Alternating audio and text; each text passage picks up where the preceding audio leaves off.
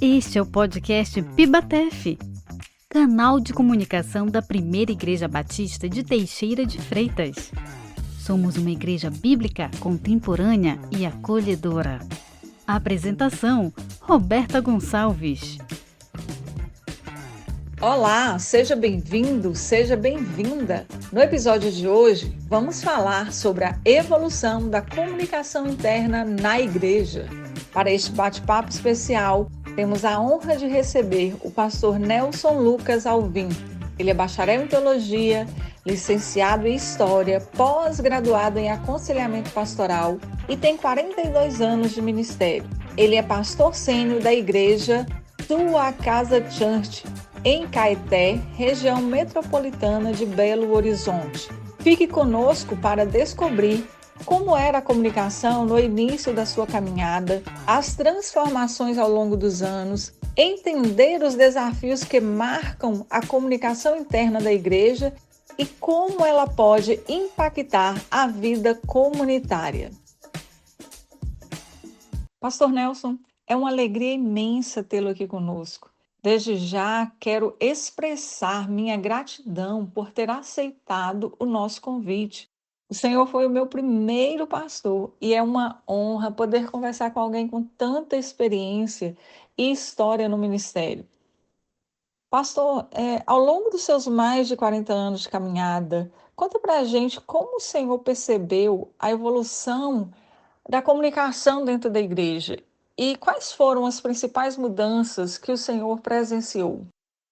Olá, ouvintes do podcast Bibatef. É um prazer estar aqui com vocês, uma alegria, agradecendo também aí o convite da Roberta. Muito obrigado. Eu posso dizer que presenciei uma transformação radical. O mundo mudou e o contexto do mundo mudando, houve também uma transformação antropológica. No início do meu ministério, da caminhada, o conhecimento era restrito aos ambientes, né? O ambiente da igreja, o ambiente da escola bíblica dominical, o ambiente da faculdade. As informações também demoravam muito a chegar. Às vezes, uma mudança ou uma descoberta científica, até chegar ao povo, à população ou ao ambiente da igreja, demorava muito. A bagagem de informação que um adolescente tem hoje, por exemplo, era diferente naquela época. Hoje, o adolescente ele tem o conhecimento ou a informações quase de uma geração toda. E a igreja, forçadamente, teve que acompanhar toda essa evolução para não perder espaço e para não perder a comunicação com os seus membros. Ouvindo o Senhor, eu voltei no tempo, porque eu sou dessa geração e vivenciei muito dessa transformação. Pastor, quais métodos de comunicação interna eram mais eficazes no início do seu ministério? E como esses métodos foram adaptados com o passar do tempo? Bom, eu sou do tempo do mimeógrafo, né? Dos jornais que eram entregues semanalmente na porta da igreja. Alguns privilegiados podiam usar a força da gráfica para impressão de jornais e revistas por uma comunicação mais a longo prazo. Mas produzir revistas e jornais era um desafio. E o forte da comunicação geral e intensiva ainda era feita no término dos cultos, né? Dos encontros. Isso gerava uma insatisfação no povo, porque se gastava um longo tempo com avisos. A rádio e TV eram o melhor meio de comunicação em massa, mas poucos afortunados podiam usufruir dessa fonte. Então, nós podemos dizer que viemos de uma transformação muito grande durante esse tempo. O mundo que vivíamos não existe mais. Eu me lembro bem dos comentários como: você viu como o pastor demorou para dar os avisos? Sempre gerava uma certa satisfação. Pastor, diante das suas experiências, o senhor poderia compartilhar um exemplo de um momento em que uma boa estratégia de comunicação interna ajudou a igreja a superar uma crise ou um desafio significativo? Organizar congressos, conferências, com o objetivo de atualizar o povo ou ampliar a visão concernente à igreja, demorávamos mais ou menos 6 meses para a divulgação de um evento. Então, com isso, a gente realizávamos 2 grandes eventos por ano, vamos dizer assim. Hoje, com as redes sociais, como Instagram, WhatsApp, YouTube e outros, praticamente nós temos eventos mensais e o alcance muito maior. Tive uma experiência esse ano. Um exemplo, eu fui numa conferência de líderes 2024, junho de 2024, e já saímos do evento com as inscrições para a mesma conferência em 2027, 2025 já abertas. Hoje, 3 meses depois da realização da conferência de 2024, a de 2025 já não tem mais vagas. Todas as vagas já foram preenchidas. Eu acho que isso trouxe uma dinâmica maior para o trabalho, para a realização de eventos da igreja como um todo. Olha, sempre havia uma ansiedade quando terminava um evento para saber quando e onde que seria o próximo, meu Deus. Mesmo com toda a dificuldade ali para a comunicação, mas foi uma época muito boa, que deixou saudades. E hoje, pastor, na sua opinião, qual é a importância de investir em comunicação interna em uma igreja? O senhor acha que isso é realmente fundamental? Hoje, o ser humano ele está conectado no mundo. Antigamente, ele tinha que vir à igreja, ele tinha que pegar o informativo, ele tinha que ouvir os avisos. Hoje, através da comunicação moderna, você leva a informação, você leva o ensinamento para dentro da casa, do ambiente onde mora um membro da igreja. Tão importante quanto no passado uma equipe de evangelismo, vamos dizer assim, para a igreja, uma equipe missionária, uma equipe de missões, hoje nós precisamos do ministério ou departamento, seja lá, alguém, um grupo, uma equipe que vai tratar da mídia e da comunicação da igreja. Antigamente as pessoas conheciam a igreja indo até ela. Hoje as pessoas estão conhecendo a igreja porque a igreja está indo à casa das pessoas, ao escritório das pessoas, até nos hospitais, né? A igreja se faz presente. Então, investir na comunicação moderna é estar mais perto do membro. Eu não preciso mais esperar o próximo culto, eu não preciso esperar mais a próxima reunião para me comunicar com o membro. Hoje já levanta da cama, pega o celular e recebe a palavra do pastor, a comunicação do ministério ou do departamento. Dentro de poucas horas, todos já sabem. Não tem como sair dessa situação, né? Não tem como mais retroagir no tempo. Nós precisamos investir alto e caminhar na direção. Temos que acompanhar este homem que está evoluindo. E a igreja precisa evoluir com ele. É muito bom ver que a igreja ela tem avançado, tem quebrado barreiras e encontrado seu espaço. Na sua visão, pastor, o que a igreja precisa fazer ou continuar fazendo para garantir o sucesso na comunicação interna? Sim, claro. A linguagem, os interesses, os contextos de cada faixa etária são heterogêneos. O sucesso da comunicação está exatamente em se fazer ser entendido, se fazer ser compreendido de forma clara, de forma objetiva, certeira. Por isso, deve haver um esforço para comunicar com essas faixas etárias, contextualizando a comunicação para visando, né, o bom entendimento e até o feedback mais positivo. Eu acredito que esse esforço deve ser feito por parte da igreja local.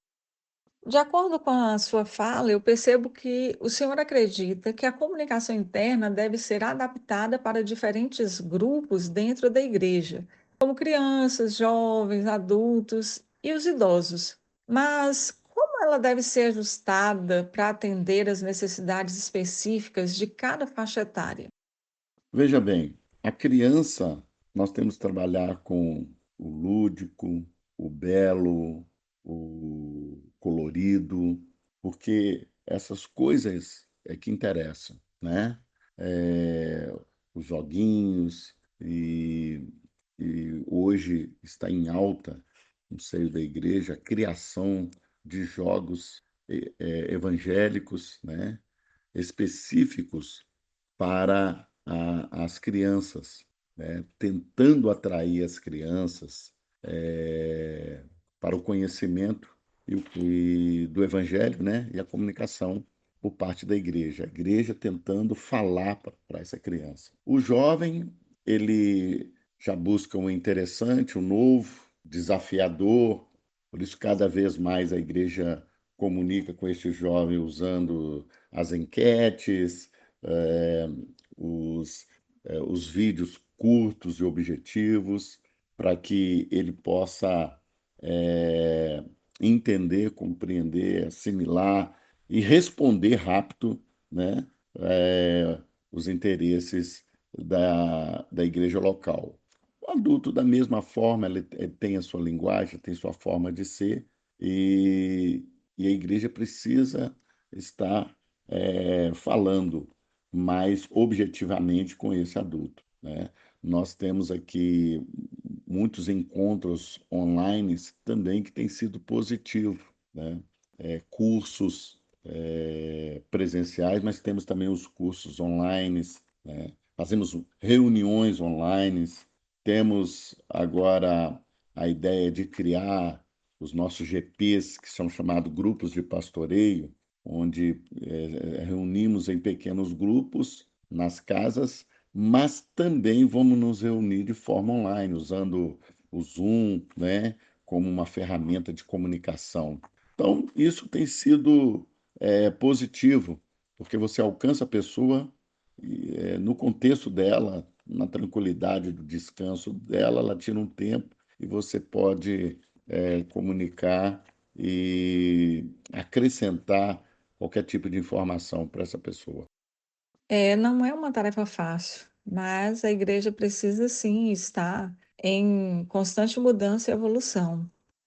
Pastor, a igreja que o senhor está pastoreando hoje tem uma equipe ou pessoas específicas responsáveis pela comunicação interna? Se sim, como elas lidam com o feedback dos membros? Sim, nós temos um ministério de mídia que cuida da divulgação de todo o trabalho e atividade da igreja, congressos, conferências e atividades semanais, né? Nós temos essa equipe também que cuida das artes, né? Para poder produzir as imagens de comunicação. Temos o grupo, né? Grupos no WhatsApp de cada ministério, da igreja toda, que não é só para comunicação, mas também até para informação do membro para a igreja, ou do pedido de socorro, no pedido de oração. Nós temos aqui uma ação quando há necessidade do pedido de oração, de ajuda de algum membro da igreja, ele só coloca help no grupo e esse help movimenta todos na igreja que começam a orar ou a se preocupar com a dificuldade ou o problema que a pessoa está vivendo. Então, isso facilita por um lado. Agora, a questão o feedback, a gente tem que estar preparado para receber tanto os elogios, as questões positivas, como também as próprias críticas, né? E isso é natural. Então, tem pessoas que não recebem de bom grado alguma foto, alguma imagem, ou mesmo um vídeo é, realizado no ambiente da igreja, né? Nós temos que tomar cuidado com essa questão da exposição pessoal, porque isso é muito importante. A gente coloca uma placa de identificação o pessoal da mídia usa lá um uniforme, eles usam uma credencial e a gente coloca uma placa dizendo que se alguém se sentir invadido pela atuação da mídia, pode comunicar com eles e a imagem que for feita vai ser retirada, não vai ser, não vamos postar, porque a gente tem que tomar cuidado com isso. Então tem o lado muito positivo, mas devemos cuidar para que a imagem ou a presença da pessoa no ambiente da igreja não se torne para ela algo negativo. Novamente quero agradecer ao pastor Nelson por ter aceitado o nosso convite. Que o Senhor continue abençoando grandemente, pastor, a sua vida, a sua família, o seu ministério. Eu que agradeço a honra de participar do podcast BIBA-TF, podendo compartilhar desse momento especial. Obrigado pelo acolhimento e simpatia. Quero parabenizar a minha competente entrevistadora, Roberta Gonçalves, desejando a todos os ouvintes prosperidade, saúde e muita graça de Deus. Obrigado. Você ouviu o podcast PIBA-TF. Apresentação e produção, Roberta Gonçalves. Orientação, André Domingues e Marcelo Madeira. Agradecemos por nos acompanhar. Deixe seus comentários e compartilhe este episódio. Inscreva-se no nosso canal. Para mais informações, siga-nos nas redes sociais. @PIBA-TF no Instagram e canal PIBA-TF no YouTube. Até o próximo episódio!